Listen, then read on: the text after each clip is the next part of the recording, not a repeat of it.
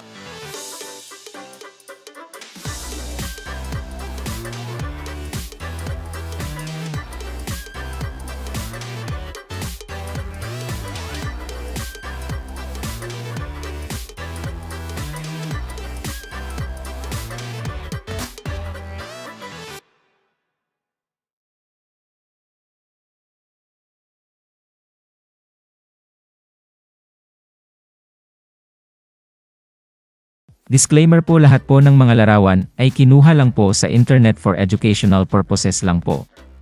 Ang video po ito ay kuha sa Chess24, Chess.com at Chess Twitch. Credits po sa Chess.com for the game pigeon. Pinagsama ko lang po ang mga videos at larawan for education purposes lang po.